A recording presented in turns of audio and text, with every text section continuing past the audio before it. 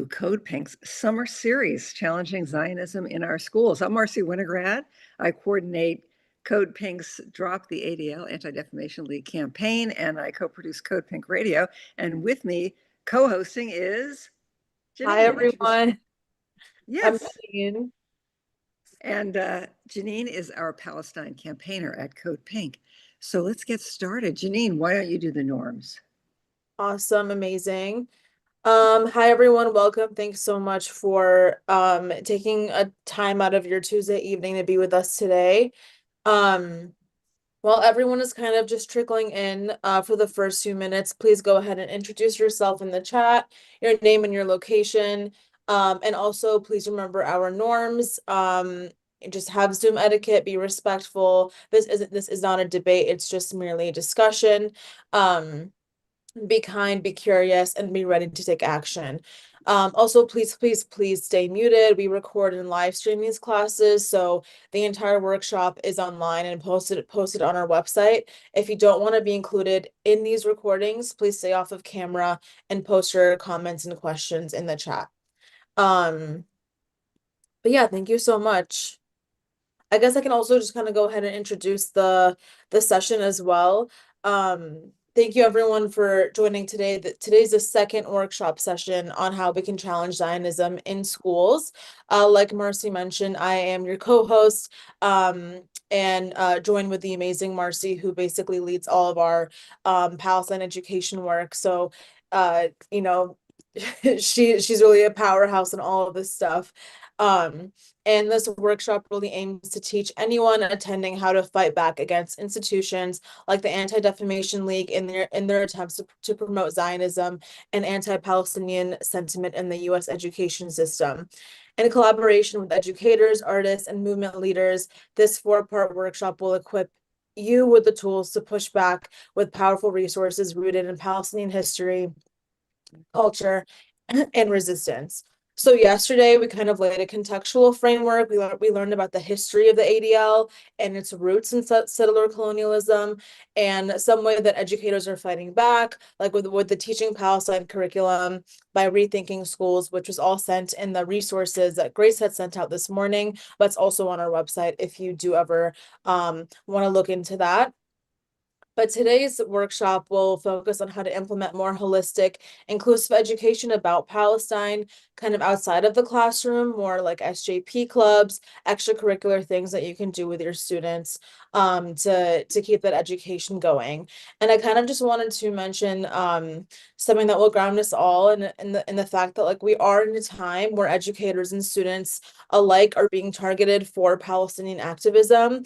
Just recently, the Department of Justice indicted 8 former University of Michigan students because they saw a genocide happening right in front of their eyes, funded by their university, and they decided to not stay silent. And so now they have FBI charges against them.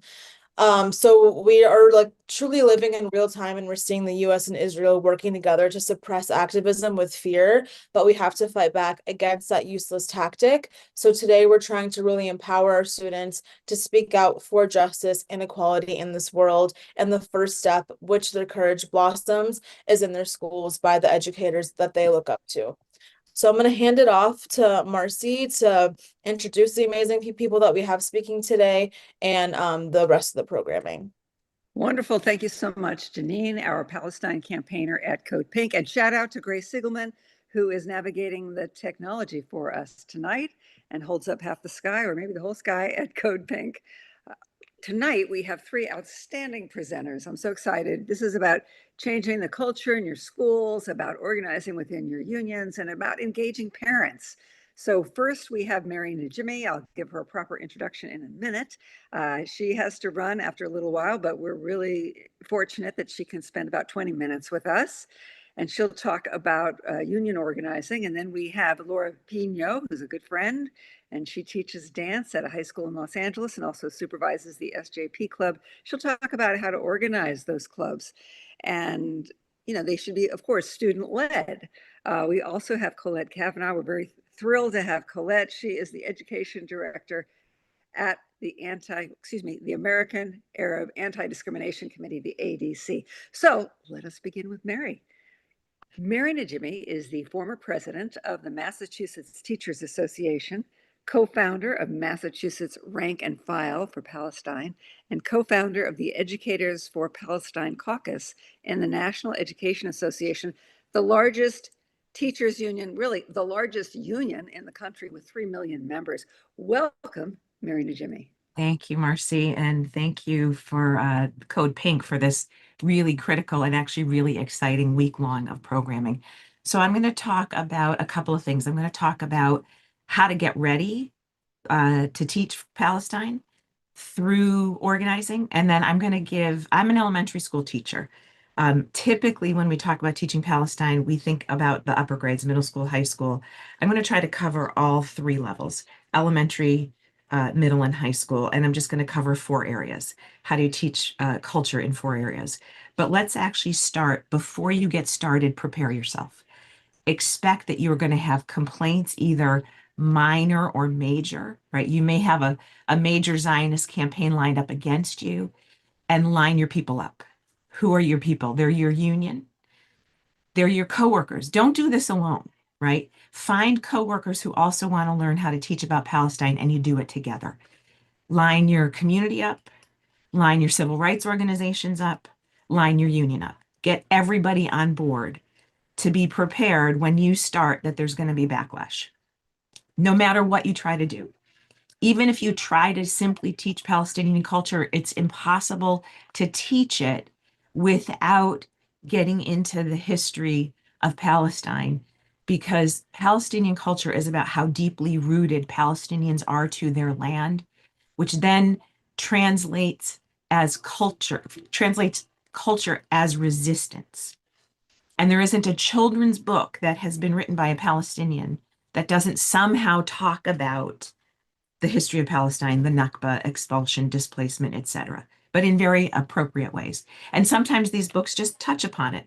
They name it here and there in a couple of pages.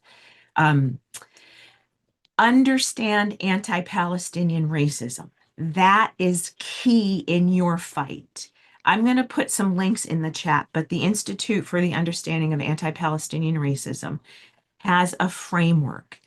You get to know that framework and you use it to push back on the pushback. Let me just name the framework. Erasure. That's denying the Nakba, erasing the Nakba, erasing Palestinians as a people with a connection to their land. It's dehumanization. It's defamation of Palestinians as inherently anti-Semitic, violent, terrorist sympathizing, and not only defamation of Palestinians, but anybody who stands in solidarity with Palestinians. That dehumanization and the justification of violence and exclusion of Palestinians from the curriculum in this case, right? Exclusion from hiring Palestinians in educational institutions, exclusion from letting them be speakers. Know that framework. And when you get pushback, you push back. It is time that we put our foot down and say, no longer will we let Palestinians be marginalized in our schools, in our curriculum, and in our culture. Align what you do with your state and local standards. That gives you even more protection. They can't accuse you of just doing these add-on things if you know what your reading standards are, or what your writing standards are, or what your science and social studies standards are. Tie it into the rest of your curriculum. It doesn't always have to be an add-on, like Palestinians over here. But we're talking about Palestinians in the context of every other racial and ethnic group that we teach about, and integrate it with studies from other cultures. And I'm going to give you a couple of examples as I get into what the content that I want to talk about now. So let me go through 4 areas that you can integrate into your curriculum. Painting, tatriz, which is the Palestinian embroidery, dabke, which is the folk dance, and poetry. And it can be done at a lot of different levels. So let me share a couple of things.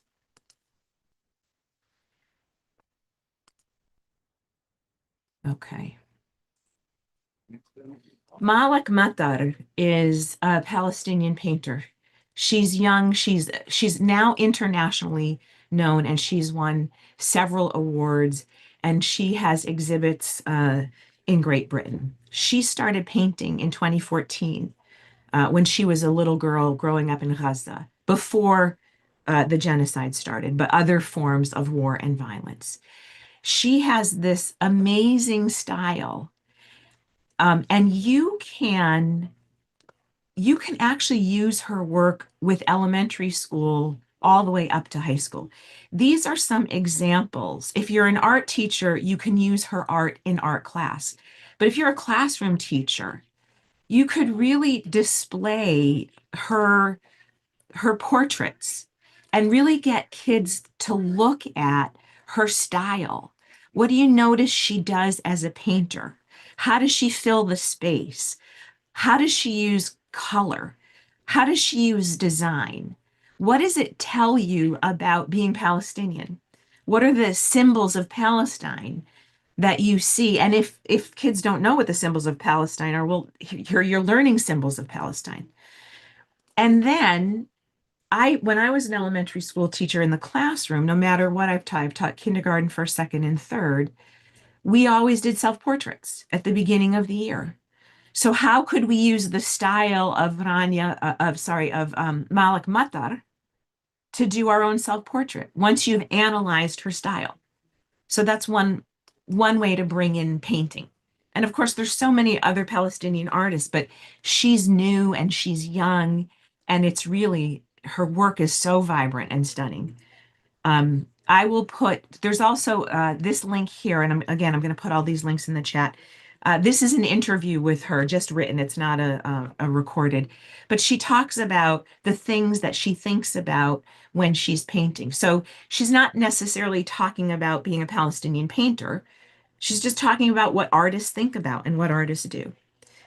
Tatriz, that's the embroidery that I'm wearing. There's so many tie-ins for, again, elementary, middle, high school. This is an incredible book, and you can get this at the Palestine Museum. You can get it at Shop Palestine. This book itself goes through the motifs that have been embroidered into tatriz from 1850 to 1950. And page by page, they actually show you each motif and what it stands for. What you need to know about tatriz is it's unique, it's specific to Palestine, and every village has their own colors. So it's not all black and red. There's white and blue, there's blue and light blue, there's greens, there's purples. But it's a tradition that's passed down from grandmother to daughter to granddaughter. And each of the motifs tells the family story and tells the story of the land, the specific animals and plants that are there. You could also then actually, this is another website. There's many websites if you search. There's a lot of websites that teach you how to do tatriz, and some of them are very complicated, but some of them are not so complicated. For example, the Moon of Bethlehem. This is a great math lesson, right? What you can get kids to think about is symmetry. How is it symmetrical? Is it side by side? Is it top to bottom? Is it symmetrical all around?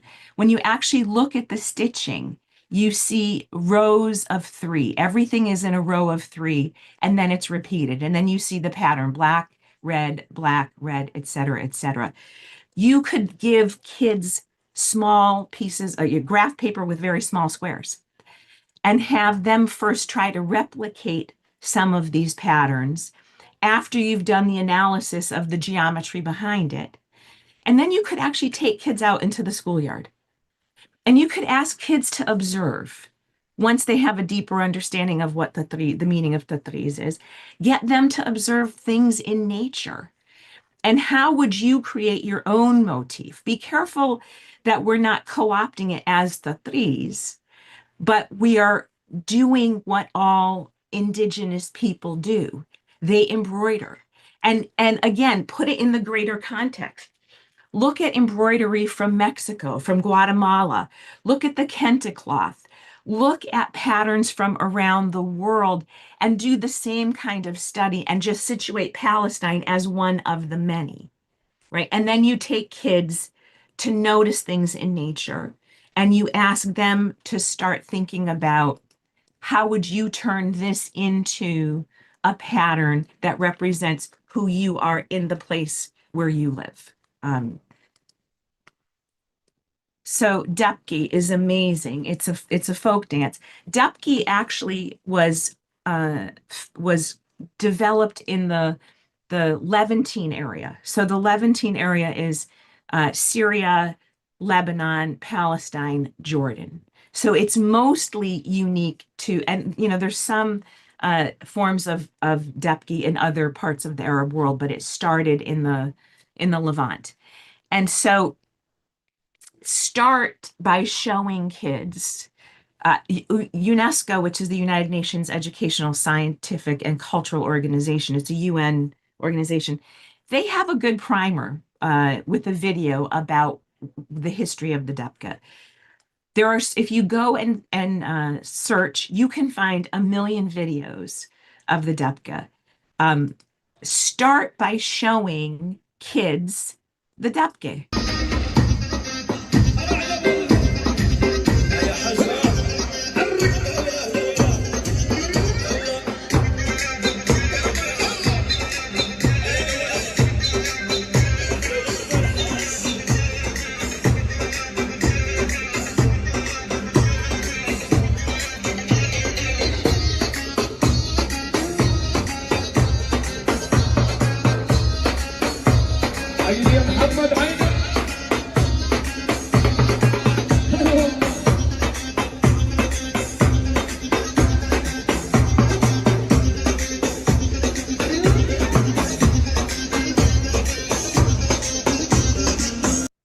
Right, get them curious about it first.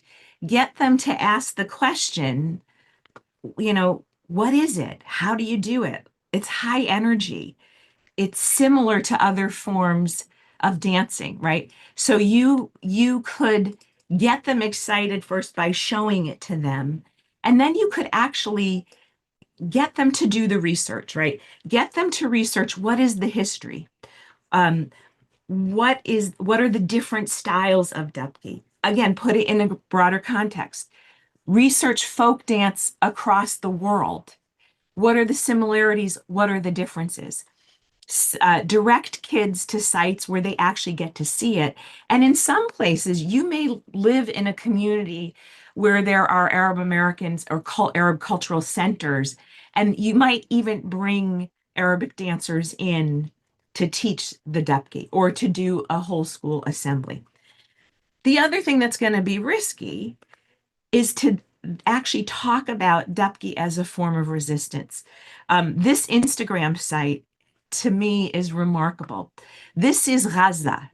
These are a couple of Palestinians who teach young children in Gaza Dupke, hip hop, and this is an example of in the midst of genocide, these young kids are infusing hip hop and Dupke as a form of resilience and resistance. You may or may not want to go there with your students, but know that it's available. Check this out. This to me is just really chilling.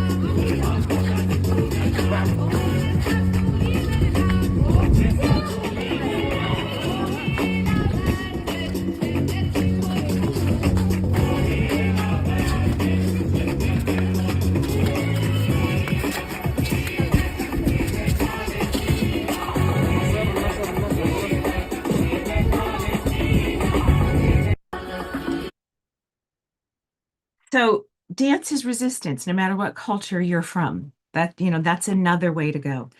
Um, Children's books, specifically for elementary school.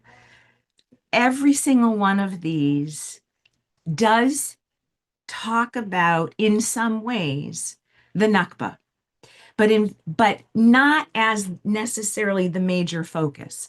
Everything grows in Jiddu's garden. Jiddu is the Arabic word for grandfather. He has just been displaced, and he teaches his granddaughter how to garden. He brings his connection to the land through gardening to his new home. And she learns about gardening, and she learns about resilience, and she learns about resistance. Uh, Map for Palestine. It's a book about a little girl whose teacher wants them to find their homeland on a map, and she can't find Palestine. And she goes home and she can't figure out why. They're both intergenerational stories.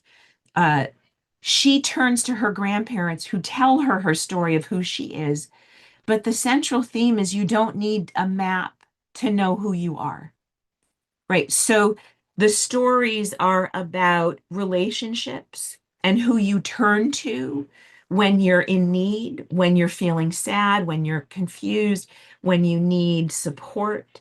Salim's soccer ball is a story of Salim kicks his ball around in Palestine, and he loses it. And he starts walking the neighborhood. He encounters every single villager of every occupation, and they're all giving him messages: don't give up, be resilient, stick with it. And of course, they do bring in a couple of moments where be resilient because things that are lost can be found, right? Like our land. It turns out his soccer ball got caught on the barbed wire of the apartheid wall. But what winds up happening is by the end of the story, every single villager passed by the house and pitched in a little bit of money, and his parents bought him a soccer ball. That's actually pretty typical. Like, that's something we do. We pass by each other's houses unannounced. So it shows how a community can solve problems. So when you're reading these stories, you are going to encounter the history of Palestine. But think about the bigger themes. How do you talk to kids about what are the values of the kids in this book? What do the adults care about? What are the relationships like? What are the lessons we can learn from them about belonging? What are the lessons we can learn from them about being resilient? And with our social emotional curriculum, we are using words like resilience and flexibility with our students. So put these in the same context as your social emotional curriculum. And last thing, there's so much poetry, but poetry is political. There isn't a Palestinian poet who hasn't written in a way that's political. Whether it's Mahmoud Darwish, who's really the father of the resistance, and he writes about, he's got 10 central poems that really that ground itself in what the Palestinian experience is. Rethinking Schools has an incredible section, excerpts that 3 or 4 lessons about how to teach Palestinian poetry. Suhair Hamad is a poet. So if you're a poetry teacher, do what you do with poetry, right? Read the poetry, ask the kids to make the connections, to think critically, to emotionally, and then translate it into the kinds of poetry lessons that you normally would teach with your students. So I'm going to stop there. Thank you so much. That was amazing. That was, Merrie. I think I could take your course like every night of the summer. 24/7, actually. I want to embroider, but I was never very good in math. I don't know. But Follow yeah, the thank you pattern. so much. You're very Merrie welcome. she is a wanted, by multiple organizations. And Merrie, I keep getting texts from a friend saying, "Where is she? She's supposed to be with us right now." So I'm we're really going. fortunate. Thank you so much. Bye, all. Thank you so Okay. much, Merrie. Appreciate it. My So pleasure. next up, we have a good friend of mine, Laura Pinho. She teaches dance at Canoga Park High School in Los Angeles, part of LAUSD. And Laura is dynamic. She also supervises the student-led Students for Justice in Palestine Club. She will be sharing some of the work that they've been doing. I think she's going to introduce us to one of the students who's a member. And I want to add that Laura, yay, just got married. She got married to a man in Gaza on Zoom, and I was there as part of the guests. Yeah, the guest. So I'm sure we'll hear more about that. But Laura also is a busy woman, and she's going to be teaching dance, I think, at 6 o'clock. So let's get started. Laura, tell us about the work that you've been doing. Wow, I'm so honored. First of all, salam alaikum, everyone. It's a pleasure to be here with you, and it's such an honor. If you hear background noise, that's my 5-year-old. Life goes on. So I'd like to start by saying, just tagging on what Merrie said, brace yourself. It is a tough road, and I've experienced that firsthand. I wore a keffiyeh. I started wearing keffiyeh back in September, actually, of 2023, prior to October, just because I was really aware of what was happening and just the incredible oppression that the Palestinians have lived under for so long, and started just standing up for them. So for a while, the keffiyeh was fine, but then I think November of 2023, I got called in for my keffiyeh. So I'm not going to talk about me. I'm going to say students have an amazing voice on campus. Students have rights, powers, and abilities that if we let them shine, they do the talking, they do the fighting, they do the protesting, and we are there to guide them, encourage them, supervise them, keep them safe.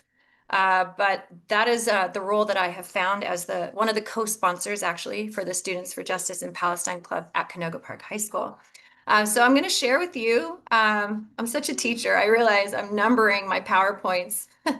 So I think what's going to happen here, I don't know, is everyone able to see my screen? Yeah, great. It's been so long. It's just feeling like COVID days now. So the SJP chapter at Canoga Park High School started, I think it was January, actually, of 2024. It took a couple months to wrap our heads around what was happening and realizing that this was indeed going to be a genocide and not just some self-defense. It was never self-defense, we know. But students began to come at me during lunchtime and expressing their sorrow, their outrage, just their disbelief in what they were seeing on the news, in their feeds. And they were coming at lunch to my classroom. And primarily, I think the keffiyeh really helped draw them to me.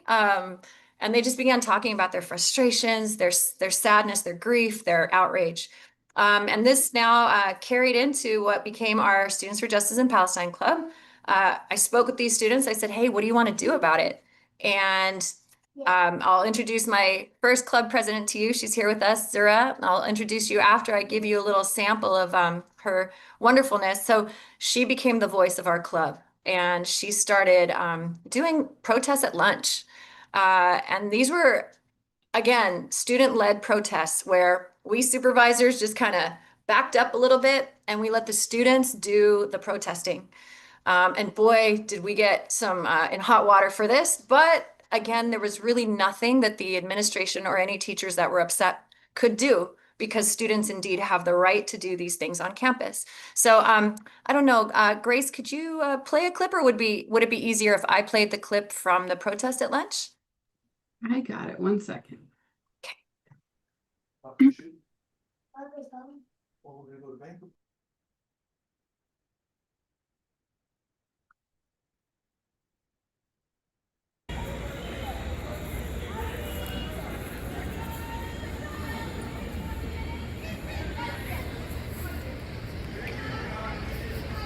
So you see the administrators standing around very nervously. The guy in the cowboy hat's one of our administrators. He was not very happy that this is happening.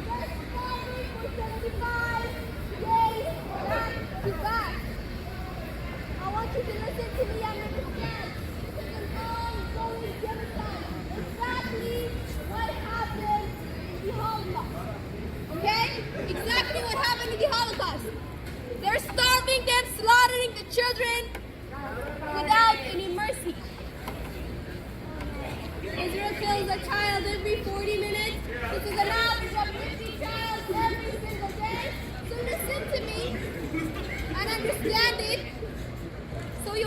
So bread in the future. I this goes promise on you. for a while. I'm giving everyone links to this video if you'd like to see the rest of it. But I'm going to go ahead and take this opportunity to introduce our club president of 2024-25. She's here with us today, Zura Fakhri. I believe she's here in the Zoom somewhere. Zura, would you like to say how this started for you and how you decided that you needed to raise your voice? Hello, everybody. I I hope everyone can hear me. My name is Zora, and I was the former president of the SJP, Student Justice for Palestine, at Canoga Park High School. And how it started for me was just going on to the news and watching. And as I was a teenager myself, I wasn't aware of what was going on with the full picture. But after talking with Miss Pinho, and she saw the passion in me, and then we talked through it, and it was just really, really upsetting, and it affected both of us, her teaching and I studying and all of that. Then it just started in her studio. We talked, was about 3 people all the time, and we just every Friday at lunch we just made posters and just for kafiyas, and we took every opportunity we had to push our activism towards the students and attract them. And over time, it just built up. We had more students coming, um, and we became more confident as time went on. And I understand that again, it's high school, and then it can get really messy with the parents and the students being really afraid of the administration and so on and so forth. But I'm so proud of us. We didn't stop. It started with after school protests, which got us into a lot of trouble, but it didn't matter. And we wanted to do something inside school, like at lunch, and we took every opportunity we had. Um, and that's how it started somehow for all of us. And now that I hear good news about SGP still going on, and it makes me really happy to know that students are still doing their activism. I unfortunately am not there anymore. I go to CSUN now, and I continue my activism there with them. And it just carries on. You build it up. You build the experience. You know how to de-escalate the situation. You know how to control the situation. You know what to do. Until today, students, no matter in high school or in college, they still face the same issues that administration tries to shut you down, and they're not going to let you do your activism the right that you have openly. So that's mostly it. Thank you so much. Thank you so much, Zura. One thing I will say, another thing that Zura did that was just remarkable, she made her own signs saying 80,000 children have been murdered by Israel on one side, and then a picture of one of the dead children on her back. And she wore that to every class, sat right in the front, and teachers, some of them got very upset by that, but they could not make her take that off. And she wore that around campus for weeks. And that was her choice. And other students decided to do that with her. They also had, they decided as a club to make free Palestine shirts, free Palestine hoodies, and wore those around campus, and no one could tell them to take those off. I was not so lucky. I wore one morning and was told immediately to remove it and that I would be written up if I wore anything that said the name Palestine on it during my contract hours. So again, just to press the point, students have incredible powers that we teachers do not have in terms of voicing their views and making that very visible also with what they choose to wear. So I'm going to share the next item that we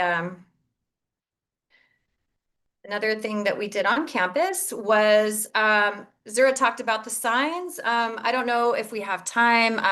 Actually let's go ahead, and I'm going to ask Grace, could you show the signs that the students made? They carried these out to the protest very proudly, but students, they made their own signs. They put a lot of heart and passion into it. They came up with the chants they were going to use in the protest after school. So let's take a look at these signs.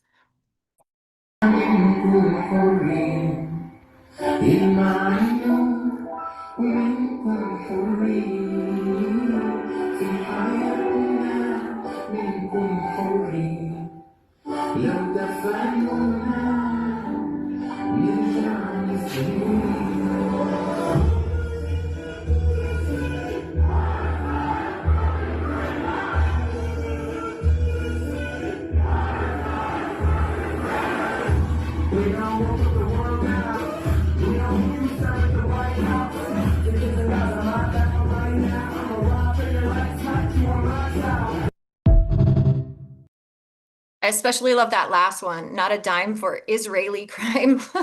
I was for Israel's crime, but I thought that was a kind of funny little sign. So I'm going to go back and share what these students did with these signs. We take them out to protests out in front of the campus. After school mostly was when the students decided to do this. A club sponsors, we'd go out and support the kids.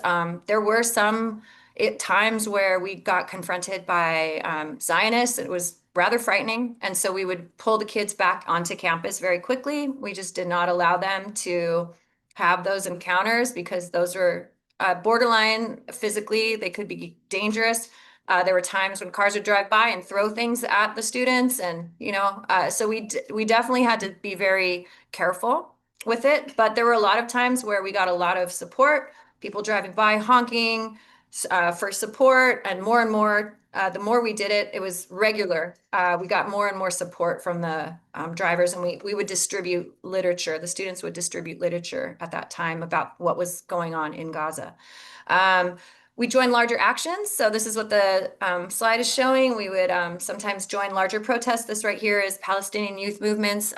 One in Santa Monica, I believe that was late 2024. And then we also attended other actions for Palestine. We asked the kids if they wanted to help out at certain community events. They could get club community hours for this. So they would come. Zura came, her sisters came. They would help set up these fundraising events for Gaza at my church, actually. Shout out to Chatsworth West United Methodist Church. Pastor Eric Icky, the pastor there, also came out and protested with us, and he held up a sign, Pastor for Palestine. But the church also does monthly events for Gaza by way of just, we feel it is our right, our duty as Christians to stand up for the oppressed and be a voice for the voiceless. So the students could choose to volunteer and participate in those fundraising events. And they started learning that there's a much larger community, which I think is very crucial in just tying students to the outside world and not making them feel like they live inside this bubble of high school. So they were very empowered by that. And then this right here is something that I'm very happy. It brings me so much joy to see this. The students this year decided to create, they were less vocal, first of all. Our club president was not Zura. It was a very soft-spoken girl. And you can kind of see her eye over there on the left of the slide. In the video we're about to show you, you can see the club president in this video. But she decided that they don't want to protest this year. They're scared of consequences. So instead, they created this display for the library. And again, the librarian gave them the space and the students created their art. And then they added signs, facts about what was happening in Gaza to this display. But I'm going to go ahead and let you take a look.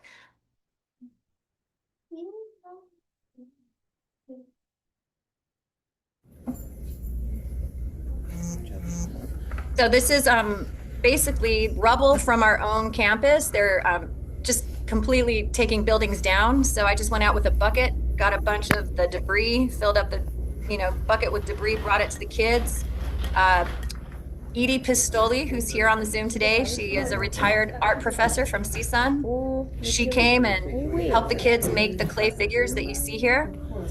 The car is the car where Hind Rajab was murdered, and it plays the voice of Hind, basically crying for help. And so the students created this with our assistance and guidance. I think it just loops, so we could probably stop this, yeah. And that was one way that, this is my daughter, Leah, she's 5.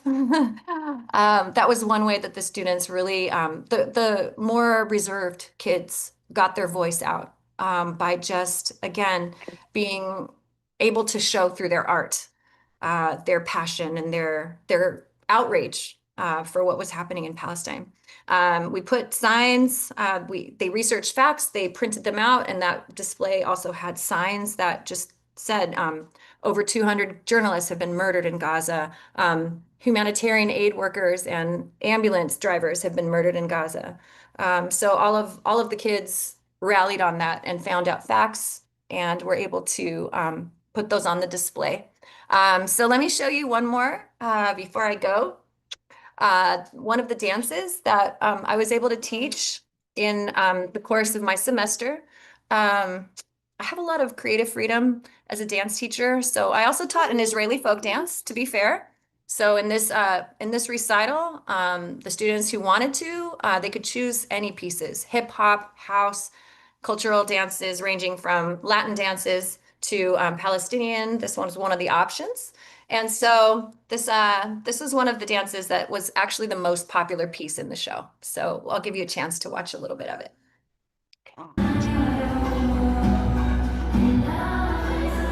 Yay! Beautiful, ladies.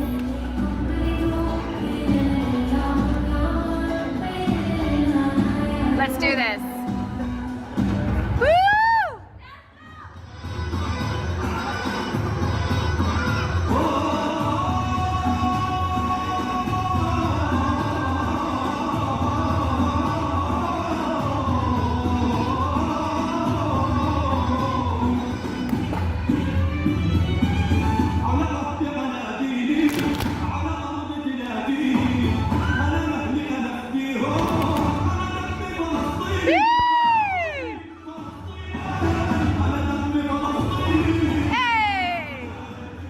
Yeah, so I don't know if you can lower the volume on the video and I could just keep talking so you can just see the dance while I speak. That's lovely. So as Margie, I believe, was saying before me, there's so much resistance in both the words and the movements of this song. And so while I was instructing the students, the actual steps of the dance, I would tell them the meaning, the significance of what the steps symbolized and what they meant to the dancer as they danced them. And of course that prompted the question, well, why are they so connected to the land? Why do they stomp on it? Why are they so passionate about their land? And then I was able, because they asked the question, to share the history of what has happened to their land. And the students, the more they found out, the more questions they asked. And from there, as you can see, this piece is very large. I think there was a total of 45 students. And on average, an average piece would be maybe 12. And this is, again, over 6 periods of dance. Kids can choose whichever piece they want to be in. So this became the students' favorite piece. And I attribute that both to the actual fun, like these steps are just fun. Palestinians, they know how to have a good time. But it's also, I think the students really, I could see when they were learning about this, it really touched them. It really moved them to see what was happening to Palestinian people and to their land. And so more and more students decided they wanted, this is their way of taking a stand for what they felt was right. So I did get a lot of pushback after this event.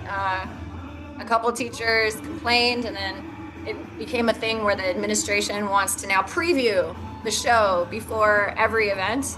But we've done other pieces for Gaza since. So it just, it wasn't an end. It was just another way that they were trying to, I think, combat what was inevitably the pushback of some of the teachers that were Zionist and did not want to see anything from Palestine on the stage. So as long as it's presented, they told me, as long as it's presented within the framework of a larger curriculum, culturally, that I'm not just zoning in on one culture to the exclusion of others, they had to let me do it. So this is the result here. So that's it for me. If you have any questions or anything, I'm happy to connect with you, but that's it for me. Thank you so much. Laura, thank you, and thank your students. Wow, it's amazing what the students have produced. It's so inspiring. Your thoughts, Janine? Yeah, I mean, it's so amazing to see, because I feel like we usually think of SJP as just like a college thing, like a university thing, but it's really powerful to see like what your high schoolers have been able to do with it. And that like there is room for Palestinian activism in high schools. Whether it's like through art builds or protests, it's really beautiful to see. And it also allows your kids to like learn a lot about the world and be very well rounded. So it's also like an educational thing as well for them. And so it's really awe-inspiring. Like great job to you guys. Yes, Laura, I know that you also have to go because you are teaching dance tonight. And we do want to congratulate you on your marriage. And Thank maybe you. if you want, you could share just a personal story about where you're heading this summer or whatever you feel like sharing. Yeah, so basically it's just, let me take it back a notch. Seeing what has happened to the Palestinian people and their complete erasure of their culture, their land, their rights, all of it, has led me to believe that any action we take, doesn't matter what the action is, it's in the right direction if it's for Palestinian rights and freedoms. Period. End of story. Doesn't matter. Because of the complete imbalance that exists in terms of rights and freedoms that they have. And so I think it was symbolic for me to offer, you know, I have power as an American citizen. I have a passport that I was just born with.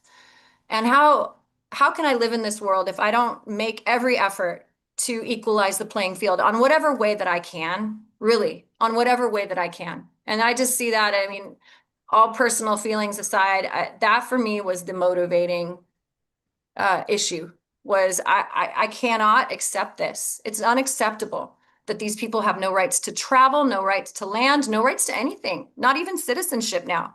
So that was for me a motivating thing. The U.S. policies towards Palestinians, but also just people of color, is outrageous. So I mean, you get me started here. I'm going to go. Okay, I But know you have to go. Just really one Yeah. quick question, Laura, and that is, did your students ever engage with students in Gaza?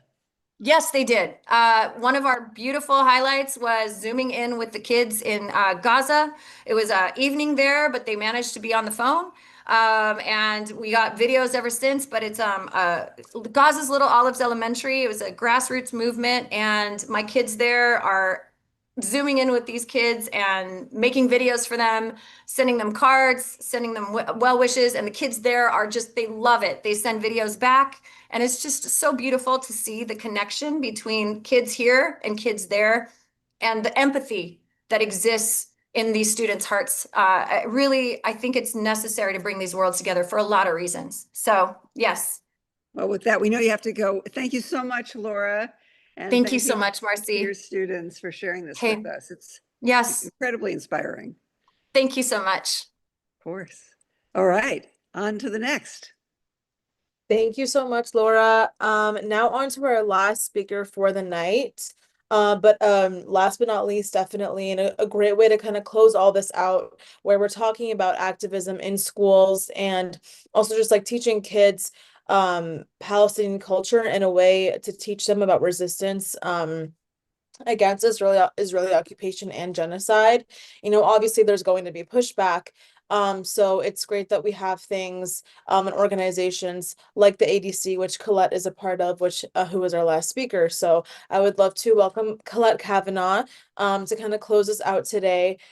She is ADC's National K through 12 Education Director with 15 plus years of experience teaching and leading in the US, UK, Greece, Spain, and Lebanon. She holds dual bachelor degrees from Brown University and a master's degree in history education, arts administration, and cultural policy. Thank you so much, Colette. Thank you. Just to check in, how much time have we got? You have time.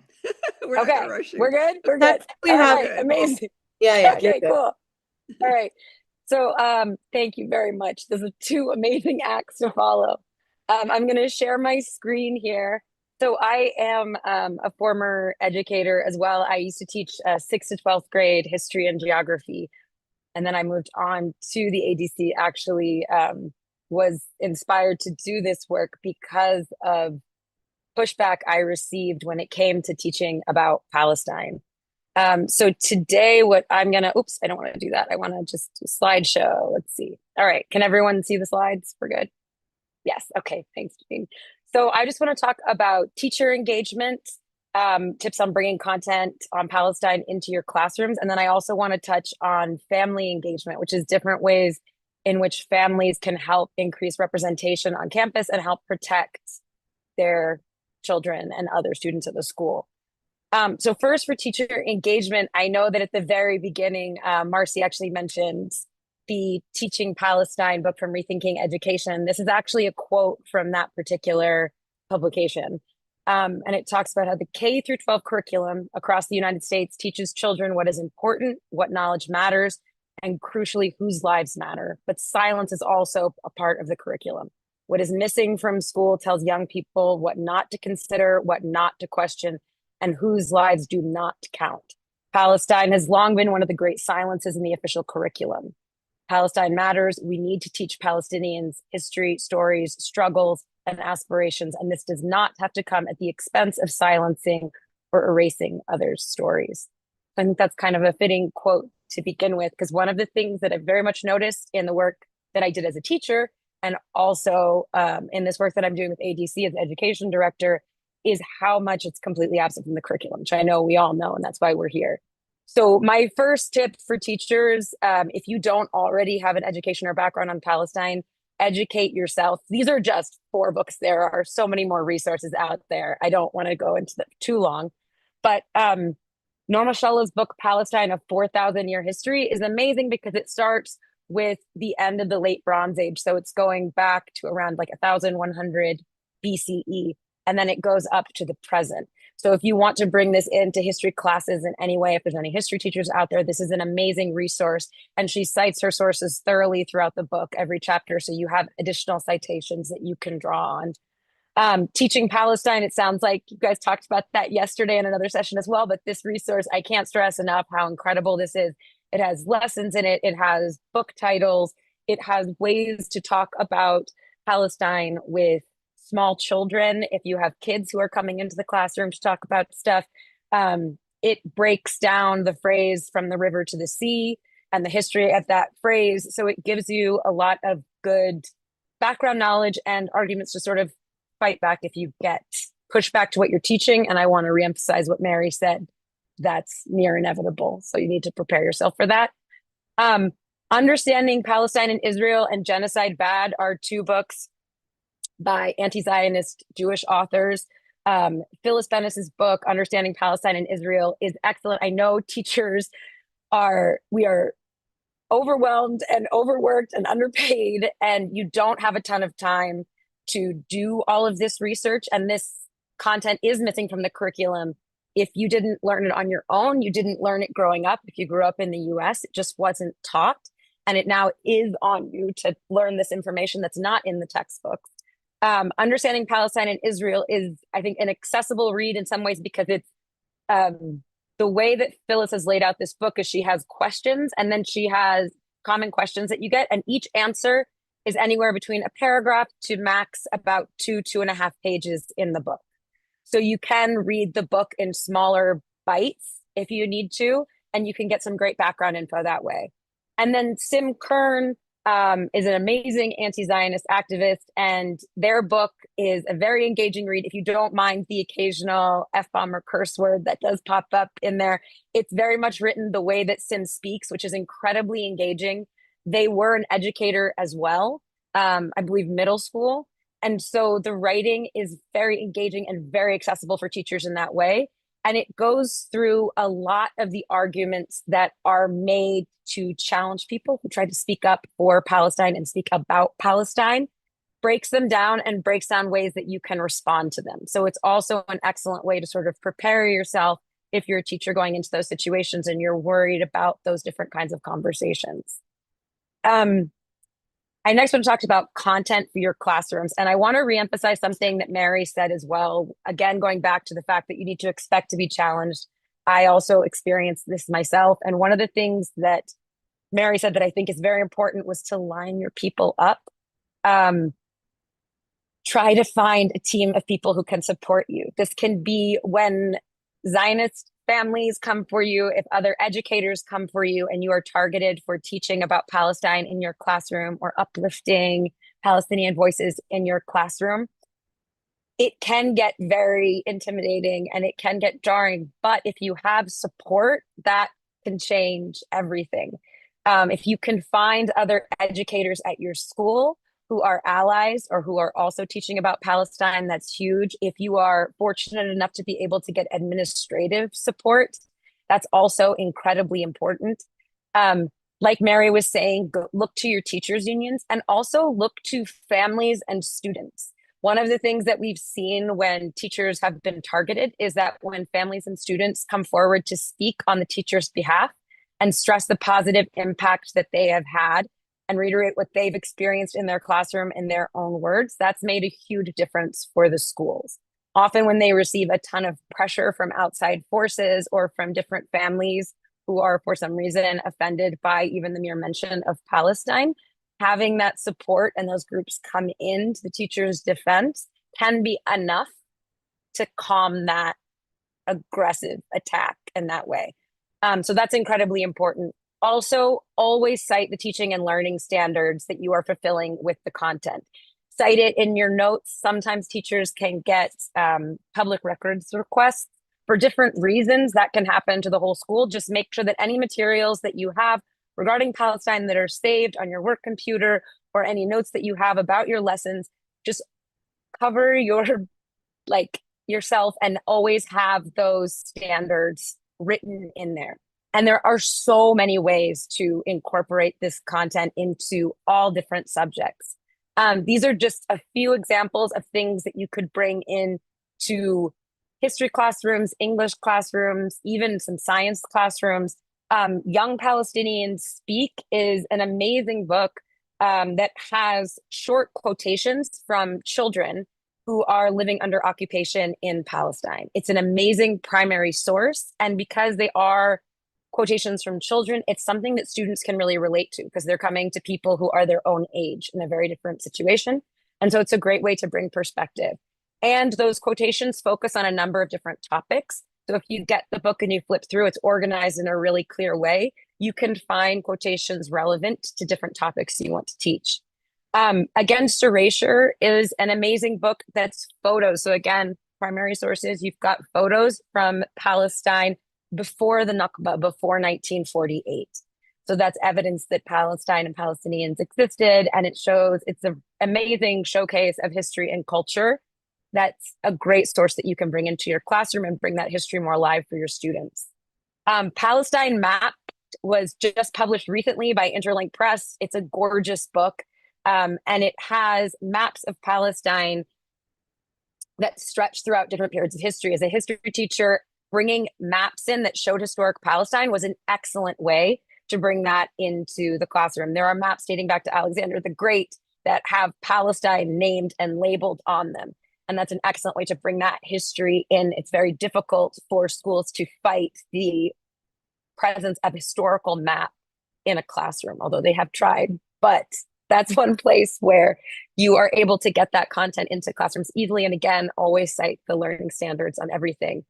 Visualizing Palestine, an amazing source you can find online. They also have a book that's published and it has incredible graphics in it, which really can help bring a lot of the history to life.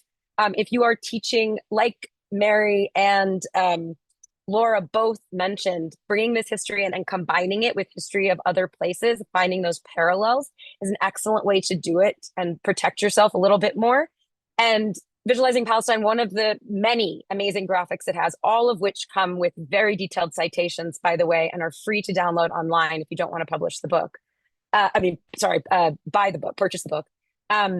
One of the sets is actually from Human Rights Watch and has a series of graphics showing what life is like under apartheid in Palestine and compares the life of different children actually living under apartheid. So the comparison between an Israeli living in Jerusalem and a Palestinian living in Jerusalem, a Palestinian born abroad and an Israeli born, like a Jewish person born abroad who's decided to move back to Israel. So they have these amazing, there's different graphics that break down the impact of ecocide, which is something that you can bring into science classes, environmental studies very easily. Also, a lot of government classes will talk about human impact on the environment and the impact of different government policies on the environment. You can talk about that in Palestine as well as other countries. So all of those are very useful tools that you can easily incorporate into lessons. This, I won't spend too long on this because I know Merrie touched on some of these books already, which is great, but these are other books that you can bring into your classroom, and also you can bring them into your school libraries. Students being able to access these books or just see these books present on campus gives them a feeling of representation and shows them that their histories matter and are represented. Habibi and Ida in the Middle are both amazing books that you can do in middle school. And I know, at least for Ida in the Middle by Nora Lester Murad, she has amazing resources for teachers on her website that are free that go along with the book. So that's a great thing that you can bring into a middle school English classroom. Ida in the Middle, I wish I'd had this book when I was a kid, but Ida is struggling to fit into school, and her Palestinian identity makes her a target to other classmates. And then she eats an olive that comes from her aunt's village in Jerusalem, and she's transported back to Palestine as if her family had never left. And so she's grappling with her dual Palestinian American identity and learning more about the history and the culture and the occupation that's ongoing. And it's an amazing story that's very engaging and very powerful for children. And again, comes with easy resources for teachers. And Habibi is actually a semi-autobiographical novel by Naomi Shihab Nye. Merrie also mentioned poetry, by the way. Naomi Shihab Nye also has some amazing books of poetry that you can pull poems from to incorporate into class.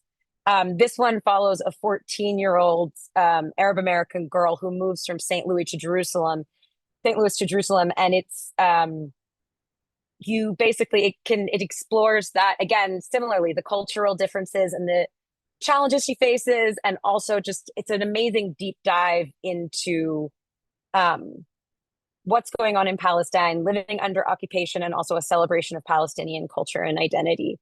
And then Map for Palestine, Hilwa's Gifts, and Homeland are all books that you can bring into elementary school classrooms. You can either, for elementary school teachers, you can read these books to students, or again, just have them available in your classrooms. All of these things make a huge difference, and it's a way to sort of teach more about Palestinian culture and identity and have that representation. In terms of creative engagement, again, a little bit of overlap, but I will say the Kites for Hope project, I'm going to put, let me put the chat, I'll put all of these links in the chat right now for these things. But Kites for Hope is a project that was developed by Teach Palestine, and it's an amazing school-wide art project. Like Laura said, she's running Students for Justice in Palestine, or helping be the faculty advisor for that. Student-led projects are amazing, and students do have more rights than teachers do in certain respects when it comes to at least their First Amendment rights in this way. And having student-led projects makes such a difference. And Kites for Hope is an amazing project that teachers you can introduce to the students, and then they can choose whether or not to go with it. But it focuses around Rifat al-Riy's poem, If I Must Die.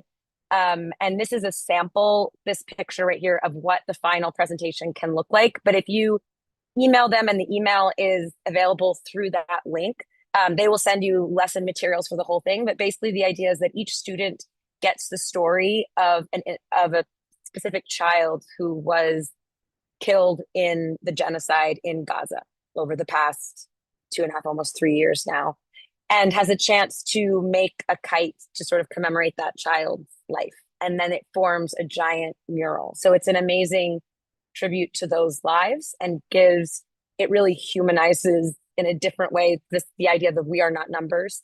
Reading the individual stories of these children and having children read them is a very powerful project, and it can make for a very powerful display in schools. So that's one option. And again, all of the resources for that and how to lead it and how to go about it are free on the Teach Palestine website through that link that I put in the chat. Tatriz and Dabke, again, art forms that you can bring in. I won't spend too long on them. I will say for Tatriz, because they've already been mentioned twice, but Tatriz, I will say, incredible art form. And like Merrie was mentioning, each different motif is from a different village. And one of the ways in which I love to incorporate this into lessons is looking at the ways in which art can, as a history teacher, art can be a reflection of history and also can teach us something about culture and interaction between cultures. One of the things that you saw with the trees is the colors are different in each village. The motifs are different depending on the environment. You also see with the beginning of trade with Greater Asia, you see new motifs coming in and more floral motifs coming in. With trade with different European countries, you see more animal motifs starting to come into Palestinian trees.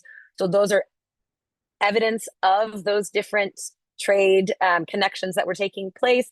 You also see with the Nakba, the different village identifications of each different trees pattern start to get a little bit more diluted as women are forcibly either ethnically cleansed from their villages, they end up in different areas, and then they start learning each other's different motifs and combining them and creating it something to sell, to share with people as a way to support their families, as opposed to just creating that artwork for themselves. But that's something that can be very comparable to art forms, and the preservation of art forms is also as a form of resistance that you see across many cultures throughout history. So again, tying those things in. I want to talk a little bit about student impact, just to emphasize why this work is so incredibly important and why it's so important to bring this into your classrooms. Again, student voices matter so much, and teachers, when you are going forward to defend this work, talking about the impact on students and why this is so important to them and their well-being can really be an incredible tool for you to move your work forward. We've done co-facilitated a series of student forums along with some local groups. I'm based in California with some local groups here in California, including the Majdal Arab Community Center, and talking to students. This is a quote from one student who touched on the charged nature and feelings of anxiety he experienced in relation to his ethnic racial identity. When asked, "Where are you from?" the student shared, "I'm not embarrassed to say where I'm from, but need to hide it because I don't want to start a conversation," and wondered if an innocuous question about his background would open a debate and cause stress. And the thing about this to know as teachers, for educators who are here, or if you're going to be talking to an educator, to understand the impact that that has on a child. When a child is repressing some of their cultural identity and they are not able to celebrate it and share it and learn about it in an open way, that's going to impact their focus in the classroom, their academic achievement, their social emotional relationships. It's going to affect their emotional development. So you're going to see different behaviors that come out in these students when they can't express themselves emotionally in that way, or when they have a feeling of fear and can't bring themselves fully to the classroom. That can sometimes be interpreted as a lack of engagement. That can sometimes be interpreted as there can sometimes be like quote unquote like bad behavior that comes out, or children misbehaving in class. It can be a result of the child not feeling safe in that space. And sometimes teachers don't recognize this. And this was something that I know that when we showed this quote with teachers in trainings that we've done with teachers and administrators, it's something that really surprised them and that they weren't aware of. So just to be aware that this is something that happens and that impacts students. And they have a lack of safety and belonging on campus. Other quotes that we heard from students: we try to watch what we say so it won't be misconstrued.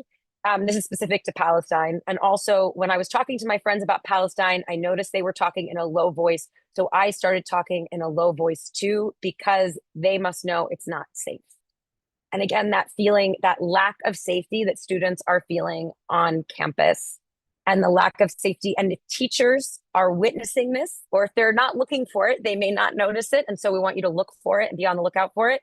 Notice it and make students feel safe to share their identity, and make sure that if you see a child being bullied or harassed in any way, or if you notice that they're feeling uncomfortable, try to help make them feel more comfortable. I know that Laura mentioned the kafia. This is something that's come up a lot for us. We've had legal cases at ADC regarding this, and we've heard a lot of instances about from students in this. I want to stress that students, again, like Laura said, students have every right to express pride in their culture, including wearing traditional garb like the kafia. And you've got, just to like cite some legal precedents, but Tinker versus Des Moines, which cites from 1969, that case cites that students and teachers do not shed their constitutional rights to freedom of expression at the schoolhouse gate. Title VI of the Civil Rights Act prohibits discrimination on the basis of shared ancestry in federally funded programs, including schools. And also, the US Senate passed last year or the year before, now I'm blanking, a resolution honoring Wadea al-Fayoumi, who was a 6-year-old Palestinian Muslim American who was stabbed to death 26 times by a neighbor in a hate crime. And in that resolution, they, among other things, recognize the importance of the Palestinian keffiyeh as a symbol of Palestinian culture. So that's Senate Resolution 847. And so it is protected under that Senate resolution. So if you see another teacher telling a student to take off a keffiyeh, or an administrator, you know, you can go in and defend that student because they do legally have the right to be wearing the keffiyeh at school. And one thing I want to say too about this and educating yourselves is that when we did talk to teachers about this particular incident, it's, I think assuming that most people here know what the keffiyeh is. However, it is surprising the number of people who still have absolutely no idea what it is. And so when a parent comes to the school or a student says that's the equivalent of wearing a swastika for school and makes some kind of really violent comparison, and reinforces that prejudice stereotype that Palestinians are inherently violent, a lot of times administrators will just immediately, if they don't know the history as well, or if they are prejudiced themselves, will immediately go with what that person said and their interpretation of this object and tell them to take it off. And so it is to teachers and administrators, hopefully, to educate themselves and know the history of the keffiyeh, know what the different patterns are. That's why we had it on the slide, to educate them, teach them a little bit more of the history and the context so that they recognize that this is an item of cultural heritage and a protected one at that. Just this quickly was made specific to all Arab students, but definitely applies to Palestinian students specifically. Having safe affinity spaces for students, like Students for Justice in Palestine, like an Arab affinity group or a Palestinian affinity group, Allies for Palestine affinity group, is incredibly important. They need those spaces where they can build relationships across campus without fear of hostility, judgment, or discrimination from others. Support from admin and faculty. Again, clear and consistent intervention when you see documented incidences or when you just see an incident happening of bullying, discrimination, or microaggression. Stepping in helps the students feel seen and supported. Visibility in the curriculum, gave you some books and some initial tips for doing that. And then, of course, for our Muslim Palestinian students, religious accommodations are a big thing that have come up in the different student forums we've done when asking them what supports they need. And then I want to finish this off with family engagement, because this isn't just teachers who can get involved in this, parents can as well. Parent engagement, you can start small, you can grow over time. As I go through these different steps, just remember that you don't have to do everything. There's a lot that can be done, but every small step makes a difference. It's the collective effort that makes the change. This resource that I'm about to show you, I want to give a shout out to Nadia Swanson-Nasser, who is our education chair for ADC here in San Diego. She spearheaded the creation of this and has worked with volunteer parents across San Diego County, which is an amazing. And they found all of these different ways that parents can engage. So one way, light engagement. Let's say you have a really busy schedule. It's really hectic. It's hard for you to get like hardcore invested with your school. These are some low time commitment, flexible things that you can do, potentially also from home. So make sure that you're reading school and district newsletters. Build your awareness of school policies, practices, events, and future plans. If you see anything that comes up that raises a red flag, that gives you a chance to address it. You can also, if you are engaged with other parents who are getting more involved, you can potentially alert them to other opportunities to get engaged. If there's an international fair coming up and they're asking for parent volunteers, you can get involved. Family volunteers can get involved and start a Palestine booth or table at that fair. Follow your school and district on social media. Attend back to school nights or open houses. Talk to your child about their school experience. Kids often will write off a lot of the bullying as normal. They've internalized it as like, this is bound to happen. And that is still impacting them on a day-to-day basis in their performance at school. So knowing what's going on, what people are saying to them.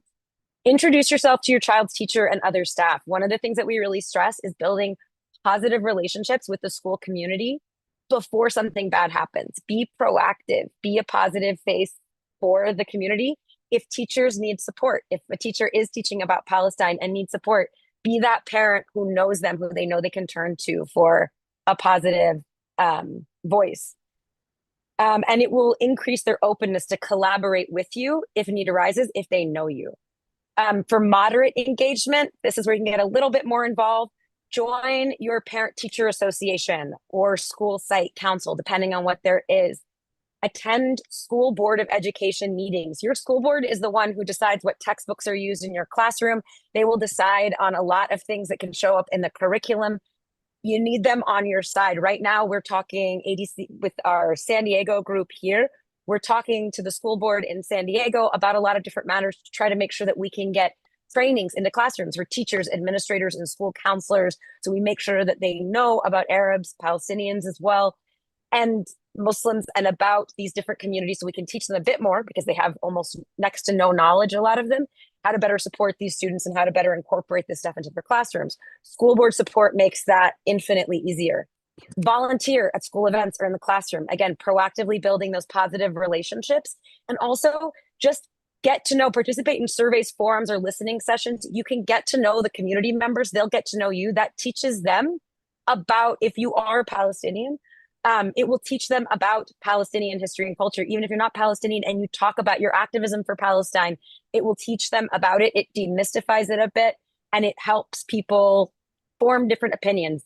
One of the things we work on with teachers is these deeply embedded implicit biases that people have against Palestinians in particular. And overcoming that takes a lot of work. And we are very resistant to change in those ideas. Your brain will automatically filter out ideas that don't fit with a lot of your preconceived notions. Building relationships with other families and introducing them a bit more to the history and culture helps to start to break that down. Donate K through 12 books by Arab authors and about Arabs to your school library. This is an amazing thing that you can do. If teachers have at least 5 copies of a book in the school library, that can allow them a lot of times to do classroom projects with that book. Also, again, students seeing their stories represented in the school library does make a difference. Get to know the school librarian when Arab American Heritage Month rolls around. Offer to help them put up a display in the library for Arab American Heritage Month. If they have those books on hand, they can use them. And again, build better relationships beyond with just the teachers, with the school principal, even the district superintendent, if you can. Provide positive feedback, not just negative feedback. Again, foster those positive relationships so that you're a voice that they trust and will turn to in situations where you really need their support. And finally, I'll just very quickly run through with deep engagement. This is ways where you can serve on school district advisory committees. You can run for leadership positions on county or district school boards of education. For most states, you actually only have to be 18 in order to run. So even people who have just graduated from high school can potentially run to be on the school board of education. Organize parent groups or community forums to identify collective challenges, support each other. You can be a supportive force for teachers as well as for each other when these things come up. We've just had parent groups who have gone to the school district recently to issue complaints collectively about different incidents that have occurred in different school districts here in San Diego. And that's made such a difference when those voices are unified. Learn about the different administrative roles in your school and school district and who controls what. Know who to report things to. This is a community that traditionally underreports. We are afraid of the exact same discrimination when we report as we face that got us to the point where we want to report in the first place. But reporting does make a difference in that information is now logged in an official record. And when the numbers go up, it's easier to push for those changes when they see that they have so many recorded incidents of discrimination against these students. And advocate for inclusive policies, partner with educators and administrators on initiatives, and then regularly attend and speak at school board meetings. And that's another great way where if you're partnering with other parents, you can coordinate what you're going to say so that you can make sure that your messaging is clear and concise and on point so you can have the greatest impact. And that, I will stop there. There you go. Okay, we did it. Colette, that's a course you taught. Yeah, there's a lot there. There's a lot there. Thank you for those amazing resources. And we just want to make sure that everybody knows that we'll be sending out Grace Siegelman. Thank you, Grace, who's navigating the tech for us. We'll be following up with an email with all these fantastic resources from Colette and Laura and Merrie. And Janine, I think you had a question or a question from the chat. Yeah, Sure. I know that we had a question, and maybe we can just close that after this question. Of someone had asked, where is it? Oh, how do you collect quotes from students? Is it through parents or formal complaints? So we've been collecting quotes from students. Actually, I mean, parents could potentially do that. A teacher who is leading an affinity group would do it. We've actually done that through the district, through the school district. So going to the school districts or individual schools. And it has, the request in those cases has, at least in the district here, which is San Diego Unified School District, which is the second largest in the state of California. The request has come from the students themselves in different Muslim student affinity groups or MENA, Middle Eastern, North African student affinity groups asking for that. And then we have gone in as trusted partners of the district and co-facilitated those student forums. So it's been a safe space for students to share their grievances. Most recently, we did it. We were able to get it combined with 4 different high schools. So we had 80 students across 4 different high schools who came in to share what they were experiencing. And it's also a chance for us to empower them and teach them tools that they can use to help make changes in their own campus. But that's one of the ways in which we were able to receive that information. And that's been a great tool to go back to schools with to share that this is what's going on. If that's not an option to you, youth groups, if there are any youth groups or affinity groups in your particular city or district where you know that there are students and you're able to get them together, or you're able to they can get together with their friends, having people who facilitate that, ask them specific questions, and record quotations from them. We make sure always, though, to keep those anonymous to protect the identity of the student. We'll often cite the school district or just the city that the students are from, because that's incredibly important, especially because they're under the age of 18. Well, with that, we're going to thank you and appreciate you and all the work that you're doing. You're really doing some groundbreaking work, Colette. So big applause for you and for our other presenters, Laura and Merrie. I think it's been an incredible evening, and Grace will be following up with all of the links and the resources so that you can share them at your school sites. So thank you so much for joining us. Thank you, Colette. That was really amazing. Thank you. Of course. And tomorrow night, we will feature Lupe Carrasco Cardona. She is chair of the Association of Raza Educators, and she'll be talking, or she'll be escorting us through a lesson on Edward Said, and I'll share one of my lessons as well. So come back tomorrow night. Anyway, it's been a great evening. Thank you all for joining us. I'm Marcy Winograd. Take care. Thank you, Marcy. We love you. Love you.